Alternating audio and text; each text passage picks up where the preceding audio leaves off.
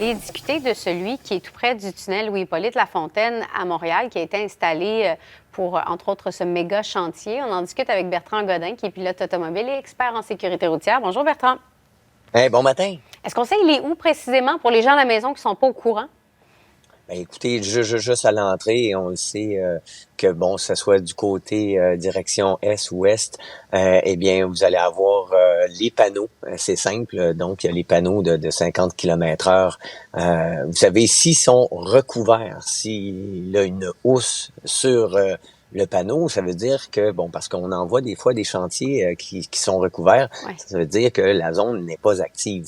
Mais si on voit les panneaux, c'est simple. Du moment où on voit du orange, méfiez-vous.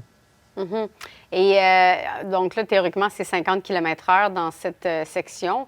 On comprend qu'il y a peut-être des automobilistes un peu impatients après avoir été dans le trafic du chantier qui décident de peser un petit peu sur l'accélérateur. Et ça devient un des radars photo les plus profitables au Québec. 400 000 en moins d'un mois.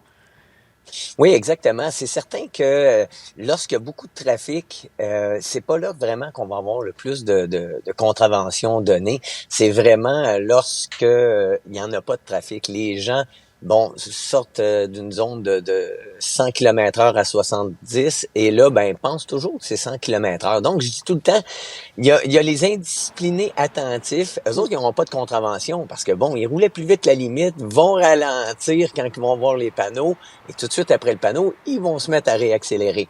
Mais il y a aussi les disciplinés inattentifs et c'est souvent ceux-là qui vont se faire prendre dans ce genre de situation.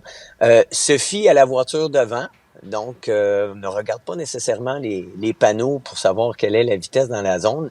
Et là, ben, ils reçoivent par la poste une contravention. Et c'est comme ça, on en a pris plusieurs.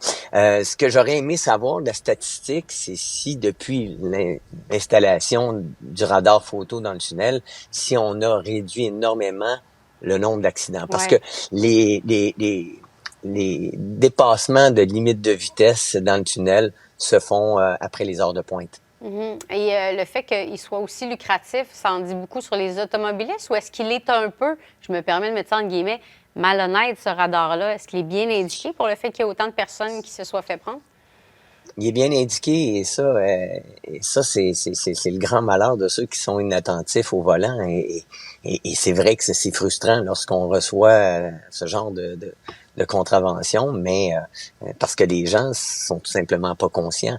Et combien de fois, bon, je l'ai vu dans des chantiers, souvent quand je m'en vais là, du côté de Québec, là, à la hauteur, juste passé Drummondville, on est en train de refaire un viaduc, et souvent les gens dépasse de loin la limite de vitesse. Là. On voit du 130 dans une zone là, qui est supposée d'être 80 km/h.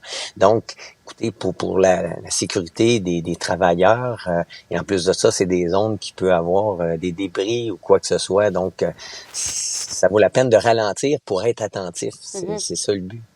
Bertrand, ça semble être une grande préoccupation de plusieurs parents d'avoir davantage de sécurité autour des écoles.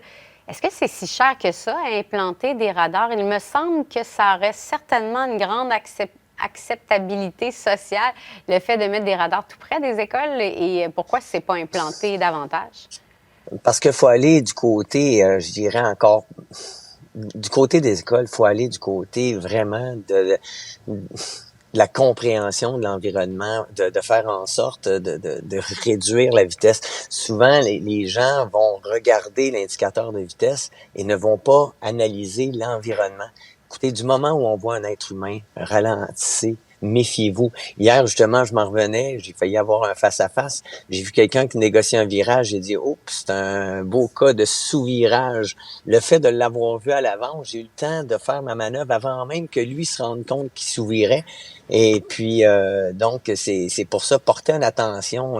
Les gens vont commettre des erreurs, que ce soit des piétons, des cyclistes, des automobilistes. Donc, on n'est pas là pour gérer des véhicules, on n'est pas là pour gérer des zones, on est là pour gérer des êtres humains. Mhm. Excuse-moi, Bertrand, un sous-virage? Un sous-virage, c'est tu tournes le volant et la voiture veut continuer tout droit. Donc, la OK. voiture s'en venait carrément dans ma voie.